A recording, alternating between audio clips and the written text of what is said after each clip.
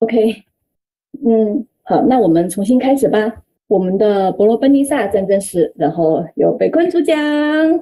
Okay, hello everyone. Welcome to Peloponnesian War, which is our third class in Greek civilization.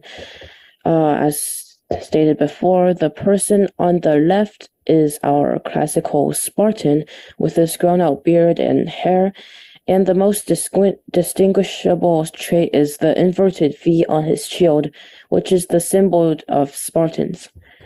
On the left, we have the Athenian soldier, and there isn't anything that really stands out about him because they all sort of wear the same sort of armor. And of course, last time we watched a tiny bit of the 300 Spartans movie trailer, and we obviously know that that is not how the Spartans dressed.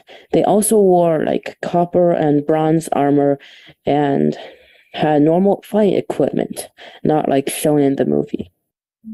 为什么？I have a question. Why we call the Peloponnesian War, but not the Spartan War or the Asians War?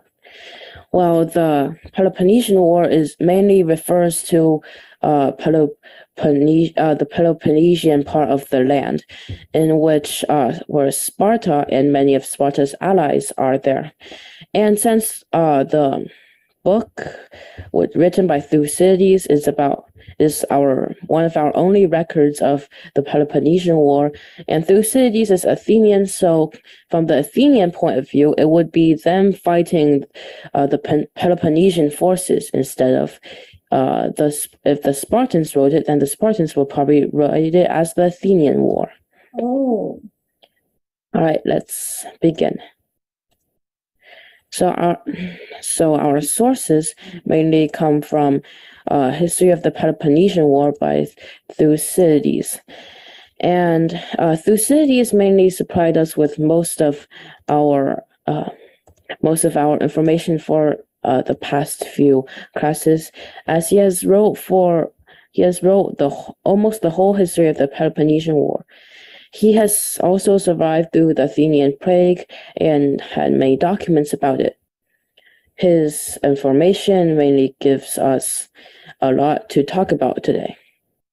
Of course, we also have two other sources, Hellenica by Xenophon and Parallel Lives by Plutarch. Plutarch is a Roman, yeah? Yes. And so it's so long time. It's mainly after the Peloponnesian War happened. And so this is our timeline. Of course, we used it many times before, and it's a very useful timeline. And now we see that the Peloponnesian War is here, BC 431 to BC 404, the Peloponnesian War. Can you guys spot any?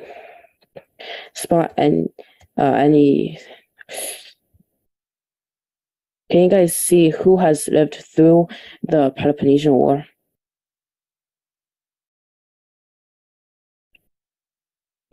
Well, first of all, there's Pericles, who died during the Plague of Athens, which erupted soon after the Peloponnesian War started.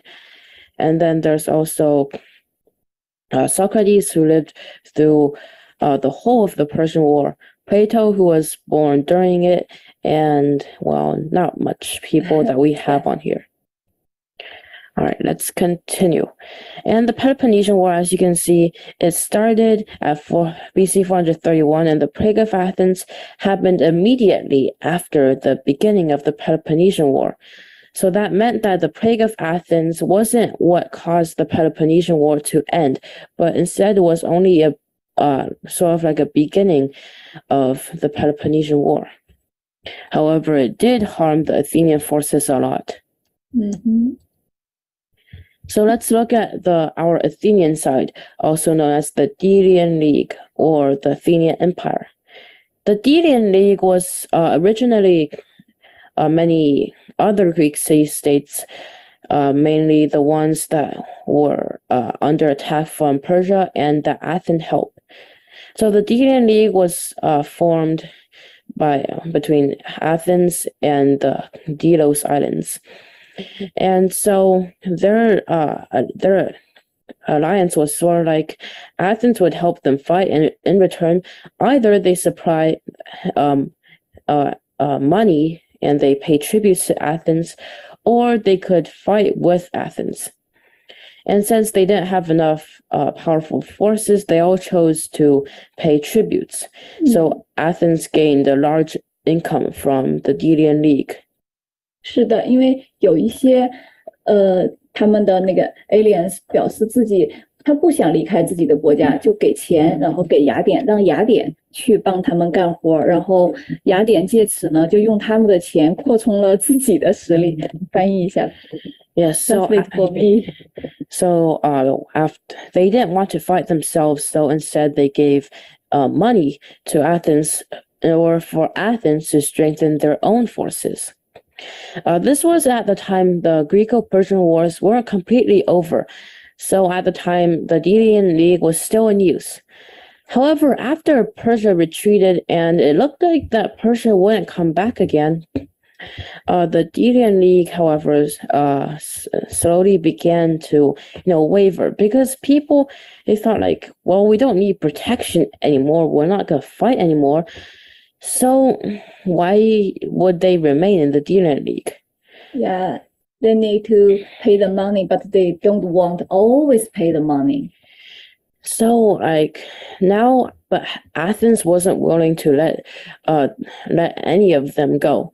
So Athens, if any of them tried to quit because, well, why should I pay you anymore? We don't need protection. Athens would go there and take many people hostage and forcefully keep them in the league by tearing down their city walls. At the time, in Greece, they city walls were the supreme wall of defense, and nothing could get past them as long as you had city walls, because they didn't have superior technology like we have nowadays. So against the city wall, they are completely helpless. However, if Athens takes down their city walls, they would be prone to danger, so they would have to give money again. 而且雅典人开始的时候 all the alliance are equals, but after sometimes 这些雅典人，因为我的英语不太好，会用中文继续讲。雅典人他们就变得越来越霸道，他们不仅不准他们逃离，而且他们收的ask for more money， 他们要更多的钱，而且他们要求所有的就是他们这些城邦要去进口粮食的时候，也要得到雅典的允许才能够去进口粮食，而且所有的货物都要先到他们雅典的港口来，然后呢而且他们还要抽税，还要从他们那儿收税。Yeah, so Athens would take taxes in any possible way to get income from the city-states, even if it meant literally just robbing them. However, of course, they wouldn't say they're robbing. So of course, this is technically, robbing, but of course, according to them, it's called collecting tax. 而且他们还会就是一个他们盟邦的人犯了错，自己的城邦不能够惩罚，还得要去雅典接受惩罚。也就是说，雅典从政治、从经济上完全的控制了他们的这些盟友。So by this time, Athens has already began to turn to empire and start to wither the other city-states, their governments, into dust. So now let's take a look at the Delian League.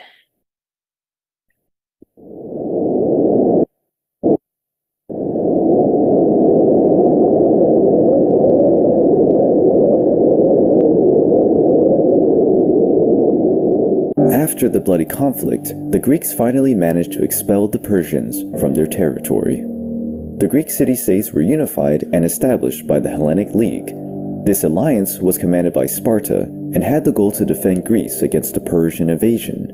However, after the Persian defeat, the Spartans and their allies of the Peloponnesian did not see any point in extending the alliance. After the exit of the Spartans and their allies, the alliance's leadership was in the hands of the city of Athens. In Asia Minor, the Greek cities which were under the Persian rule took advantage of the frailty of their enemies and became independent from the Persian Empire. However, they feared being conquered again, and so they joined the alliance led by Athens. The members of the former Hellenic League reunited in the sacred island of Delos, where they agreed to provide ships to form a great fleet to stand for their members in case of future Persian invasions. The cities that could not lend any ships to the alliance would be forced to pay tribute to maintain the armies. A major part of the collected resources was used to reconstruct the city of Athens, which had been shattered during the war against Xerxes. As years went by, Athens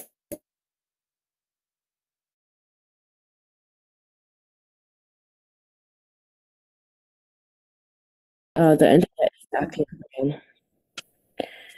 Okay, so so first of all, let me confirm, was like the whole time laggy, or did you guys hear the beginning, or was it just like We only heard the At 1 minute 20 seconds. yeah. okay? OK，那我们从头播一下。 So do you guys need me to restart or just start from where we left off? Start from where we left off. Okay. Okay. All right.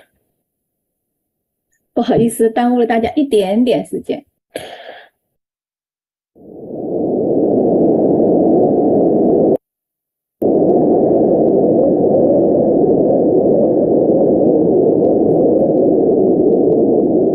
After the bloody conflict, the Greeks finally managed to expel the Persians from their territory. The Greek city-states were unified and established by the Hellenic League. This alliance was commanded by Sparta and had the goal to defend Greece against a Persian invasion. However, after the Persian defeat, the Spartans and their allies of the Peloponnesian did not see any point in extending the alliance. After the exit of the Spartans and their allies, the alliance's leadership was in the hands of the city of Athens. In Asia Minor, the Greek cities which were under the Persian rule took advantage of the frailty of their enemies and became independent from the Persian Empire. However, they feared being conquered again, and so they joined the alliance led by Athens. The members of the former Hellenic League reunited in the sacred island of Delos, where they agreed to provide ships to form a great fleet to stand for their members in case of future Persian invasions. The cities that could not lend any ships to the alliance would be forced to pay tribute to maintain the armies. A major part of the collected resources was used to reconstruct the city of Athens, which had been shattered during the war against Xerxes. As years went by, Athens kept strengthening itself more and more as the leader of the Confederation. Leading the Mediterranean's most powerful fleet, Athens started to rule the region's sea trade, becoming the wealthiest city in Greece. As years went by, the risk of a Persian counterattack became unlikely. Therefore, some Greek cities decided to lead the Delian League. However, Athens did not allow it. Tired of paying tributes to the League, some cities rebelled and wanted their independence. Athens crushed the rebellions and destroyed the fortifications of the rebelling cities. So the cities became vulnerable and no longer could carry out an uprising. Athens now had far greater authority, which largely exceeded its role as leader of the alliance. Its relationship with the remaining cities was now sovereign vassal. A new leader emerged in Athens. His name was Pericles. One of his first measures was to bring the alliance's treasure, located in Delos, to Athens. The wealth of the Confederation was used for several purposes which were not related to the defense of the League's members. Pericles used part of that treasure to reconstruct and extend the Acropolis of Athens. Prosperity started to reign in Athens. Its golden age had begun. Their Spartan neighbors watched the birth of the Athenian Empire with concern. Okay, and that is actually what happened because Athens tried very hard to maintain its power. And so even if, you just don't want to continue being the league, or you just want to stop giving them money, they wouldn't accept that because the Greek city-states of the Delian League were Athens' biggest income. And sometimes, even though some cities that weren't even involved in the Delian League, they would be dragged into this when when Athens went to invade them and forced them to join. Okay, so let's move on to this is okay. So this is the yellow parts are all the parts of the DN League, while the orange part is just Athens itself. Now, as you may notice here, Athens basically conquered not conquered, but the DN League is mostly the parts that were involved in the Greco-Persian Wars and were once controlled or conquered by Persia, or once fought against Persia. So, and also, as you guys can see, the shape of it, Athens sort of made effort to make it into a very efficient shape. As you guys may see here, these parts would later can extend to Sicily, which is somewhere over here, and that would we will talk about that later during this class. And Athens also took this part, which is a port to the Black Sea. Also, ports are Athens' best income. Well, income of resources, because they don't really grow stuff now. And I shall explain why that happened later on.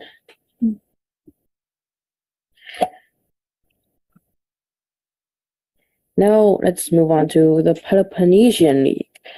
This part of the Greek mainland is known as the Peloponnesian place, and the Peloponnesian League is referred to the Lacedaemonians and their allies. And Lacedaemonians referring to Spartans, and I would rather call them Spartans because it's shorter. Mm-hmm.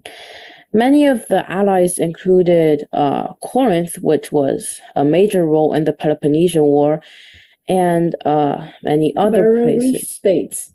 Yes, they are all very rich, but Sparta is very poor because Sparta doesn't concern itself with economics and such, but rather just pure fighting. They raise child at a young age just for them to turn into fighting machines when they grow up. Okay, and so this is like a map of all the areas involved in the Peloponnesian War. And of course, Sicily was eventually also involved when Athens went on an expedition. 其实，在这个正式战争开始之前，这两个Sparta and Athens 就互相看不顺眼。他们看不顺眼的原因，就是在波西战争的时候就已经有一些端倪了。比如说，他们觉得希腊就是雅典人觉得波西战争是自己打赢的，然后觉得那个斯巴达人一路都在掉链子。然后斯巴达人呢，一直是这个雅典人的领袖，他们从6世纪开始就是公元前6世纪开始就是所有的希腊人的领袖，他们也觉得自己就是天然的一个霸主，然后也很讨厌雅典的民主制度，所以说还怕雅典带坏自己的年轻人，所以说两个城邦其实一直都是有冲突的。帮我去翻译一下。Yeah, so after the Greco-Persian Wars, both Athens and Sparta thought that they were like the true hero of the wars. However, of course, both were, and we can't really we can argue all day about who actually was the hero, but that wasn't really important. And however, that caused them to have a really big dispute about it. And so Peloponnesian War is split into 3 parts. The 10-year war, also known as the Archidamian War, from 431 to 421 BC. That was the first main war between Athens and Sparta.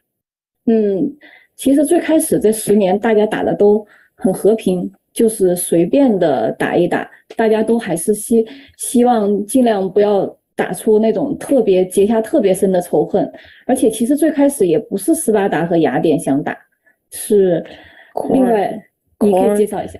it was actually in the beginning, it wasn't Spartan Athens actually fighting because like now we have like all these great countries, superpowers like America and other places, but of course they are too powerful. They won't just actually directly fight. So usually these like giant wars are caused by a small dispute between two young Younger countries brother. from different sides and different giant factions. So in our case, it's mainly Thebes, Corinth, and Plataea. Well, Plataea is actually pretty peaceful, but it's mainly Thebes and Corinth. So they began to fight, which later started to involve Athens and Sparta. Well, of course, they in the beginning didn't want to fight because they just ended with a Greco-Persian war. But of course, how can they not fight when Corinth, Thebes, and Plataea they're fighting? As said before, Plataea was a very great ally of Athens in the Greco-Persian wars and was the only city-state to actually help Athens in the Battle of Marathon. So you can say they're like very good buddies. And Corinth also is one of the major suppliers of Sparta's money. And basically, you can't really refuse to help someone who gives you your allowance. And after that happened, and well, so that was like when the Athenian Empire was officially, well, not officially, but technically created. Because at the time, Athens had already probably grinded the other cities' governments to dust, and they took complete control. However, they wouldn't officially say it because Sparta would then have even more of a reason to fight them. So they would just still continue to have the name of Athenian League, but in secret, and everybody knows it, but they just don't say it. It's actually just a giant empire for Athens. 最开始的时候，他们其实斯巴达和雅典都不是特别的想打架，特别是两方面就是都很不想打。斯巴达的人越来越少了，他们在最鼎盛的时候有8000人，但是到了后来已经逐渐的只有2000多的公民了。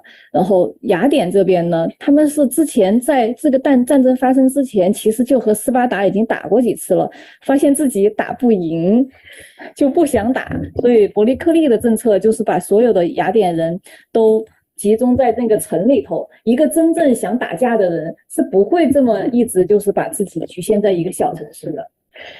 And Pericles already started to build the long walls of Athens long before they actually started conflict because he knew that Sparta was already unsatisfied with Athens. But however, when Sparta came to inspect them, Pericles, well, he just kept building the walls and he threw the Spartan inspectors into jail. And by the time he released the Spartan inspectors, he had already finished building the walls. However, Sparta didn't have enough reason to fight them yet, but they just had increased bad feelings towards Athens. However, because both sides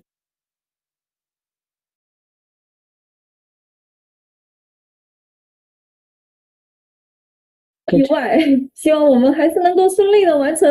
果然是战争不得人心呢。Long peace. All right, let's continue. So then, okay, we're just gonna continue where we left off. No interruptions. Pretend it never happened. All right, so however, now we're gonna introduce a small thing called the doves and the eagles.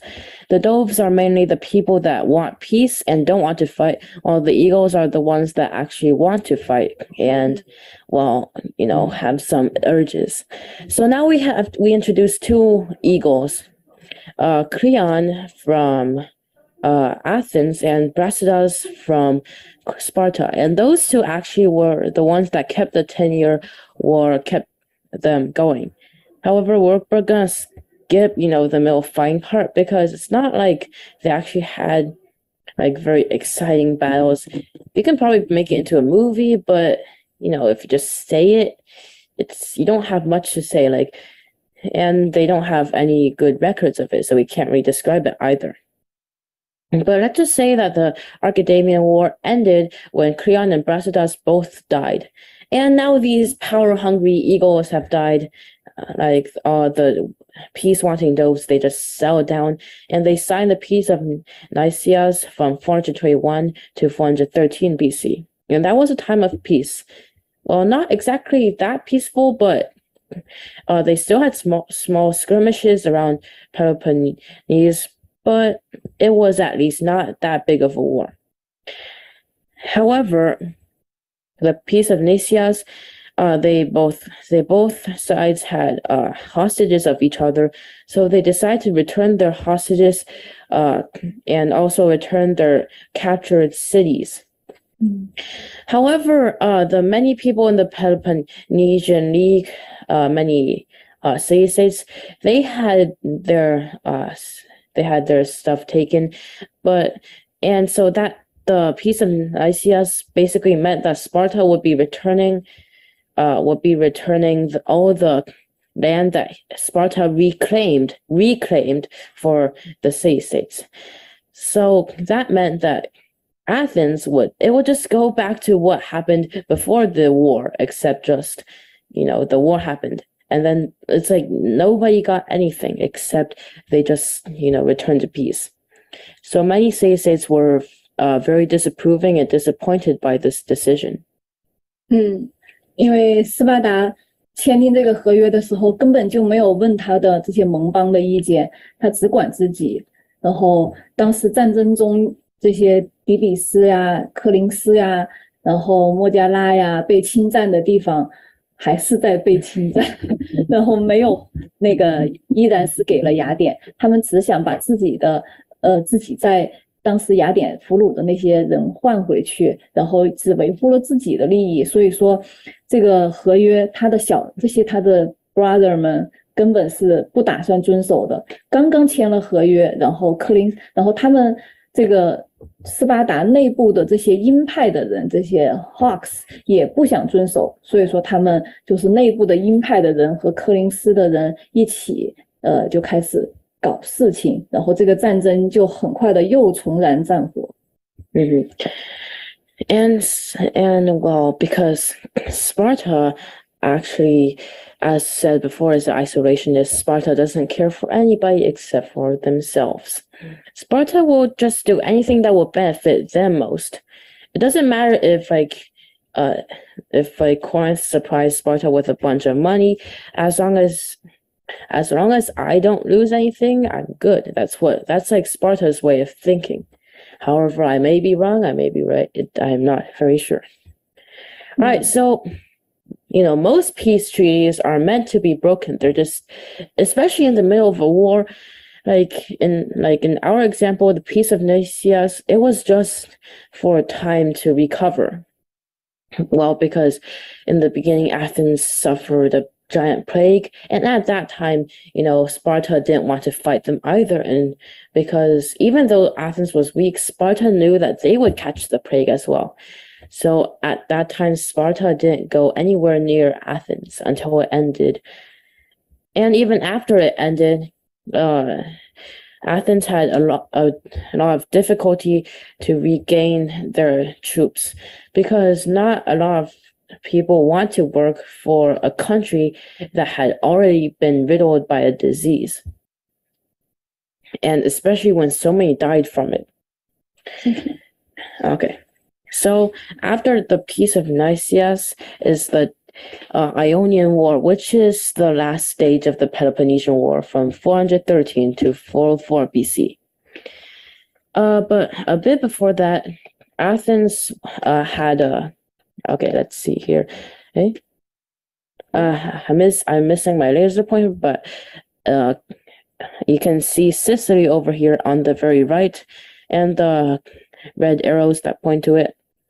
Athens used the city-states on the left side of Greece to reach Sicily, in order to try to gain resources from there and conquer it. However, that wasn't very possible at that time because, well, they were already fighting Sparta and it wasn't, and their forces mainly lie in the navy. Sparta's main tactics, because Athens mostly made a navy army, so Sparta was basically just going in and out and like burning crops of Athens.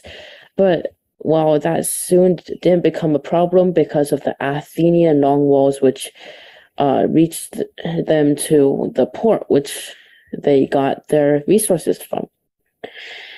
However, they couldn't fight against each other technically because the Peloponnesian people, they had almost about 10,000 troops combined on land. However, Athens only had about 20,000. Wait, no, the Peloponnesian, they had 100,000 in total, which is a lot. But Athenian people, they mainly had navy forces. But navy forces are very difficult to fight against a land army. So that's why they can't really have an epic clash of battles and armies, because they just have different types. So in the end, after they were like really worn out by each other, that was when Persia came in. And do you guys have any guesses on what Persia did? 波斯能有什么作用呢？ Do you guys have any Just any? 分析 I was thinking like maybe Persia acted like a big daddy and separated them. Well, technically Persia would not do that because although that would be what Persia would do if the Persian king had a different personality. Although Persia actually wanted to conquer them. So does anybody else have a guess? Okay, no guesses, then we shall move on. So Persia was waiting for them to weaken. And since Persia is rich, like really rich, so Persia can decide whoever wins in this Peloponnesian War by giving them money. And if they have money, they can start to rebuild their forces. So Persia right now, Persia was trying to get both Sparta and Athens to get to a point where they can easily be beaten, then have the war end, barely ending, like both sides get beaten, and then Persia comes in and basically confronts them and puts them under his control. 波斯大王的金钱左右了战争。 And in the end, Persia's Christ the Younger, however, he was not king at the time, Christ the Younger gave Sparta navy forces to compete with Athens and a lot of money. However, this time, a guy named Alcibiades, who led the expedition to Sicily, but then was called back due to false charges. Alcibiades then took back a bunch of land for Athens, and Athens made a very speedy recovery. So Persia now is fully on the side of Sparta.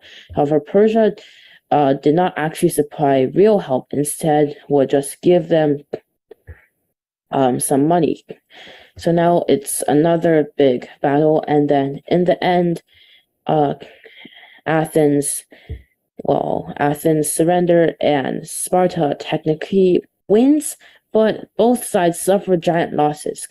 Sparta has like only 2,000 citizen soldiers left.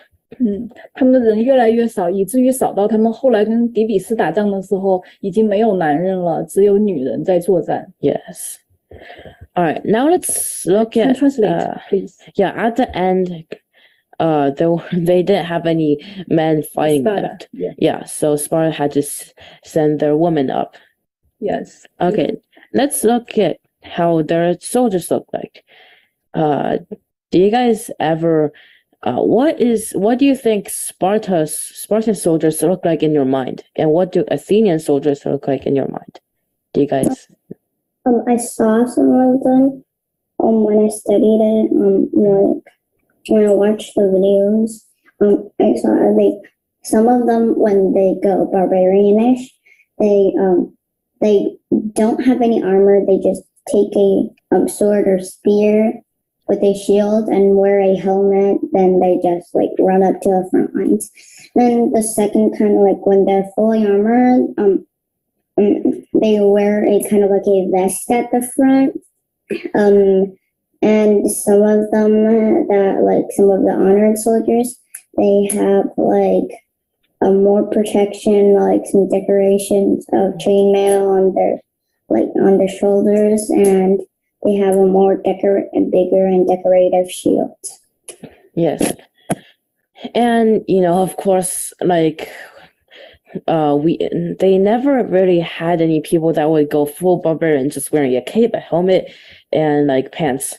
And of course, because everybody, they value safety, okay, they actually wear good armor, not just barbarian stuff. So now let's look at their equipment, which will be said in this video. Okay. Hoplite, ancient Greece, 7th through the 4th centuries BCE. As the core of the Greek military from the 7th through the 4th centuries BCE, hoplites derived their name from the phrase to hopla, meaning equipment or tool. Greek hoplites were heavy infantry soldiers, citizen soldiers who equipped themselves when called to fight for the polis or city-state. In Athens, males from ages 18 to 20 completed 2 years of compulsory military service. When Athens was at war, men up to the age of 60 could be called into action. Other city-states like Corinth similarly formed military forces when needed, rather than have a professional standing army. Training during the first year included wrestling and other activities to build physical strength, agility, and endurance. The second year emphasized military duties such as patrolling, living and manning barracks, and working alongside veterans. Hoplites also spent time doing drills and becoming comfortable with the phalanx formation, while simultaneously learning how to most effectively use their weapons. In a few city-states, most notably Thebes, a small fighting force was kept on hand permanently. The group of elite fighters in Thebes, known as the Sacred Band of Thebes, was made up of 150 men who swore to fight for each other to the death. The exception to the general system of calling an army when needed was Sparta, where young boys were trained to be soldiers from a very young age. The militaristic nature of life in Sparta resulted in men being hoplites for their entire lives. Because Sparta was more focused on the military way of life, training was more thorough and extended for much longer than any other city-states. All male citizens over age 20 were expected to be members of the permanent professional army. According to Homer's Iliad, hoplites were identified by their spear, shield, and helmet while walking in their tight-lined formations. As citizen soldiers rather than professional fighters, hoplites were required to provide their own weapons. As a result, the quality of armor, weapons, and shields varied by wealth and social status. Armor consisted of a cuirass, a helmet, shield, and greaves. The cuirass included a breastplate and a backplate fastened together. Armor was made out of bronze, leather, linen, or some combination of these materials. Greaves protected the shins. They fell out of use during the 5th century BCE. Round, concave shields called hoplons were crafted out of wood, leather, and bronze as well, with a band on the inside for the hoplites to put their left arm through. An additional strap on the rim helped a hoplite hold on to the shield as he went into battle. Shields were about 3 feet or 1 meter in diameter. They protected soldiers from chin to shin. Sometimes these shields carried special designs on them. Famous examples include the Gorgon from Greek mythology or the inverted V of the Spartan hoplites. Spears known as doru were made out of wood and the blade made out of iron or bronze. The spear was about 8 feet long.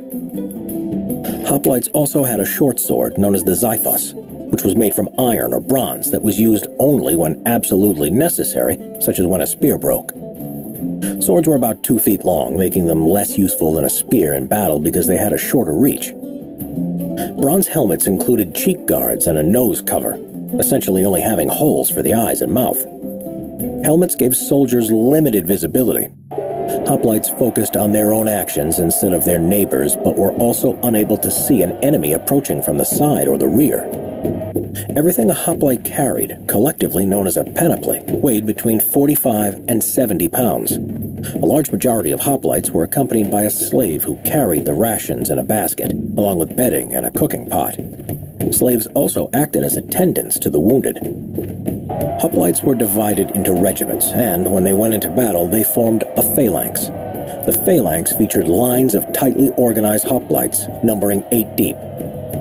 The phalanx moved as one unit, with shields lining the outside protecting the collective body. Extended spears kept enemies at bay, while music from a nearby flute called an olos dictated the pace. Due to the structure of the phalanx, with the shield covering half of the man to the left, the formation generally moved with a slight angle towards the right. Therefore, sometimes it led to the left flank of the phalanx breaking formation first. Canny opposing commanders would put their best troops in their own right flank to encourage the opposing army to break. Once the front lines of a phalanx came into contact with an enemy, the group stayed unified for as long as possible. Once ranks were broken, hand-to-hand combat ensued. Phalanx was a successful military tactic and an effective psychological weapon. At the Battle of Marathon against Persia in 490 BC, the hoplite phalanx proved superior, with sources, albeit exaggerated ones, indicating that Athens lost 192 men and Persia lost 6,400.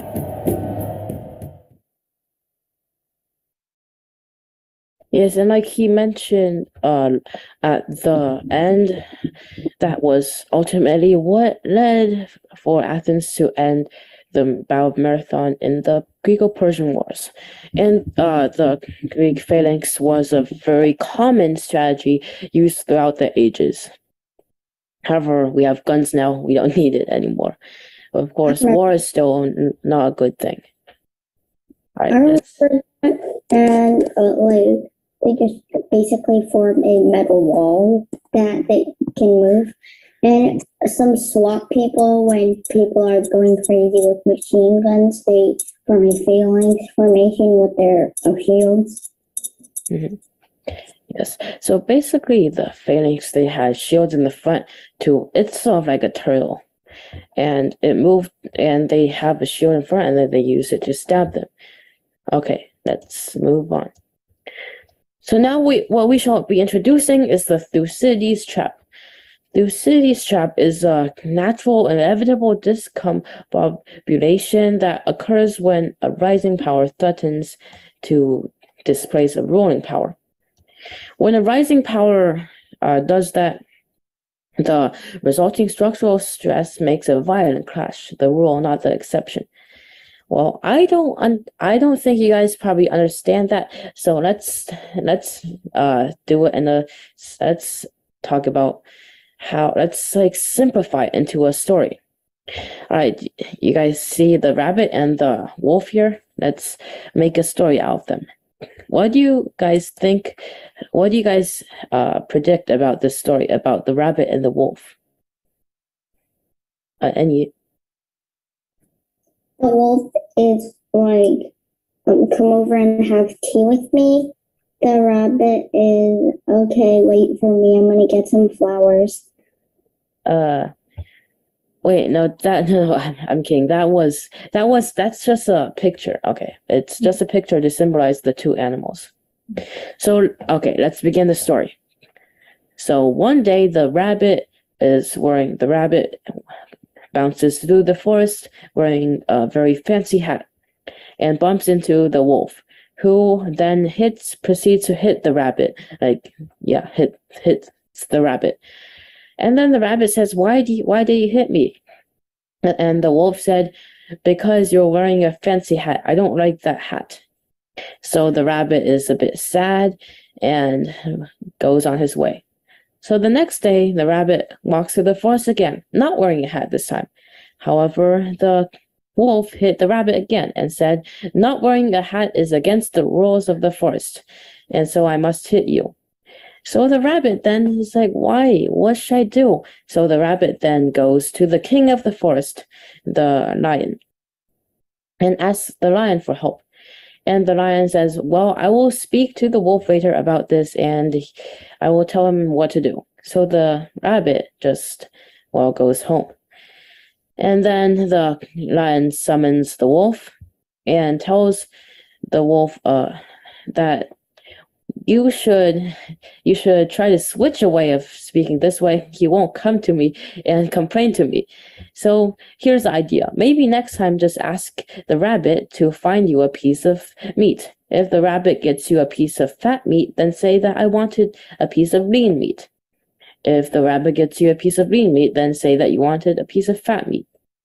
And the wolf says, "Oh, very great idea, sir," and goes on his way and prepares to use this tactic. So the next day, the rabbit came into the woods again, and the wolf then asks the rabbit to find him a piece of meat. However, little did he know the rabbit had heard his conversation with the lion.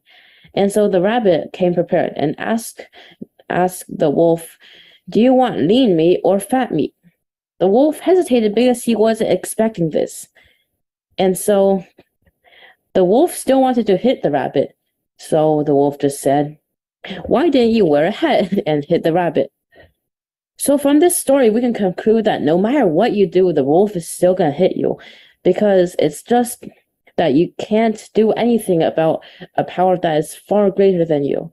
So the rabbit, maybe the destiny of the rabbit is just to get beaten by the wolf. And this contrasts with Sparta. For example, Thebes used to be beaten around by Sparta a lot. There wasn't really a reason. Sparta just wanted to beat them up. And eventually, after many times, Thebes eventually started to gain more military forces, until one day Sparta went to beat them again, and Thebes launched a counterattack and successfully claimed victory against Sparta. That poor rabbit. Why Yeah. didn't you switch it around? The rabbit hit the wolf. Because the wolf would eat the rabbit. The rabbit is very weak and is far weaker than the wolf, so the rabbit can't do anything. Then why can't you just use a lion and kill a wolf? The lion is too lazy. That's why the lion told the wolf to start changing what he's saying, so that the rabbit wouldn't start going tailing on the wolf. Then why can't you use a tiger? The tiger isn't here. Okay. Okay, We can let's say move it. We on. can say why doesn't he all day? But technically anything can happen. But this is just a story, and let's move on.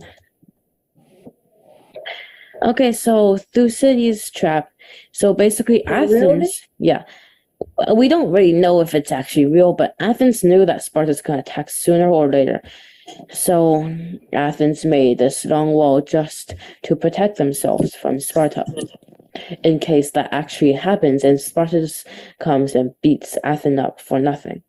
Yes，斯巴达这个国家，他对自己的安全非常非常的敏感，然后他就是很喜欢打仗。你是强大也好，你是弱小也好，他要打你，只要看不顺眼你，他就会打你。Yeah, so most of Sparta's land was conquered, and Sparta has sort of a force called the Helos. Helos is basically the slaves that Sparta gained by conquering land. And because Sparta conquered them, the Helos always wanted to revolt. However, Sparta is always busy. That's why Sparta can't really stay anywhere for a long time. Sparta can't really siege Athens either, because, every once in a while, Sparta has to go back and check on them in case they revolt. Do you guys have any guesses on how long was the longest Spartan siege on Athens? How long did Sparta stay and try to fight Athens? The longest time. Do you guys have any guesses? In days. Don't worry, it won't be more than 100. Because Sparta always has some sort of festival going on. Like we mentioned before in the marathon, they had some sort of like full moon festival. They couldn't come to marathon. And they always seem to have a festival, so they're missing out on a lot. And they prioritize religious stuff before other stuff. So so they can't really stay for a long time. Okay, so if nobody knows, I'll just say it, which is 40 days, which is barely over a month, and that is not a lot. So Sparta basically is very concerned about its safety. Once when Sparta had when Sparta had an earthquake, Sparta's first action was not to check if anybody was like stuck under a house or something. Their first reaction was like, everybody who can still move, pick up your weapons and go check up on heroes. We have to see if they have revolted. And they did. Because at that time, everybody expected Sparta to be very vulnerable, so they would obviously revolt. And Sparta also called on many other of the Greek city-states to help, like all of the allied Greek city-states, including Athens. At that time, Athens was ruled by one of the generals that actually like had good feelings towards Sparta, actually liked Sparta. However, by the time Athens arrived, Sparta just shooed them away. Like, no, you don't get to participate. We don't like you. So it's basically like you go there with warm hands full of gifts, and they just kick you out. And that just increased more hatred from Athens to Sparta. Being rejected isn't very pleasant. 所以说，有的时候这个修昔底德陷阱，它可能不是一个陷阱，它就是总有一天会发生的一个事情，不见得说你强大了才打你，你弱小的时候，他想打你也会去打你。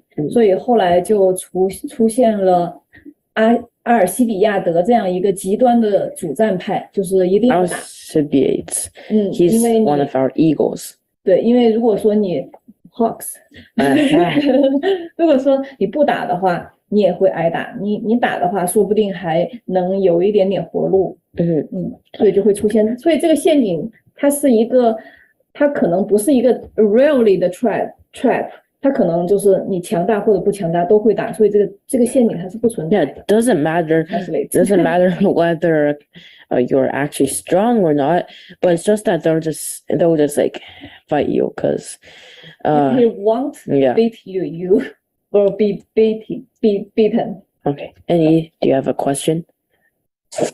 So basically, like the trap, it's basically kind of like a destiny. Like no matter what, Sparta's going to fight you one day. Technically, it's not destiny, but more like your fate. Like your fate is just getting beaten up by Sparta unless you can change it. And of course, all those novels, like you can change your fate, which I believe is not true. There isn't such thing as fate, but it's just that if you're weak, then and there's somebody strong that keeps you weak or just keeps hitting you until you're weak, then you're just gonna stay weak unless you do something about it. 不是你做错了什么，是就想打你。 Yeah. It's not that you did anything wrong. It's just that they're not feeling very good and they just want to hit someone. All right, and soon after that was we have the King's Peace, which was like the end. Peloponnesian Yes. War, the King's Peace. The King's Peace, of Sparta and Athens and also Persia. So basically, Antalcidas, oh my god, I don't really like pronouncing these names, but it's a must. So Antalcidas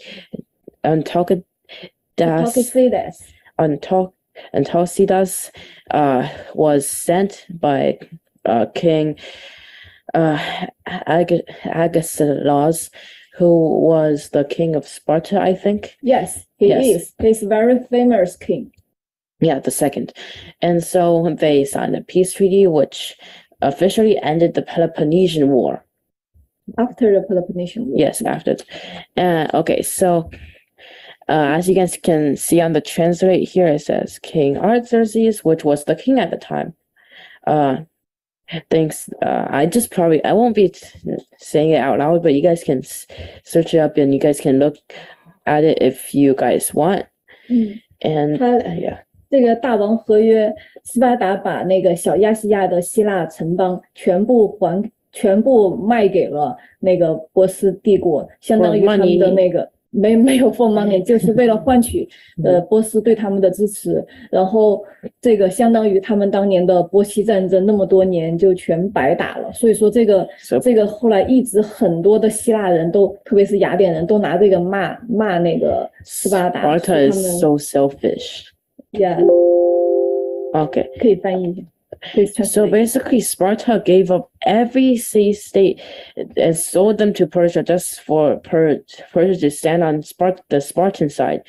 So basically, all the effort made in the Greco-Persian wars are wasted by Sparta. Now, who agrees that Sparta is very, very selfish? Raise your hand if you agree with me that Sparta is selfish. Okay. Yes, so Sparta really, they just did it because they wanted to win the war, but that also meant that they would later lose the respect of Athenians. Okay, so let's move on then. Okay, and this Xerxes the first was selfish than all the fishes that live in the water. Yeah, exactly. However, there are many other selfish people, but we probably won't talk about them. The Persian king was Xerxes the first at the time, and he was the one that, controlled Persia. Yeah, we're all done. We're almost done. So the role of the Persian Empire, and because we lagged out in the beginning, so we have to make up for some time. Although if you guys have any things to attend to, you guys can leave if you want. 因为到后期大家两边都打得没有钱了，所以说到时候波斯大王的钱支持谁就能赢。波斯大王支持斯巴达的时候有多夸张？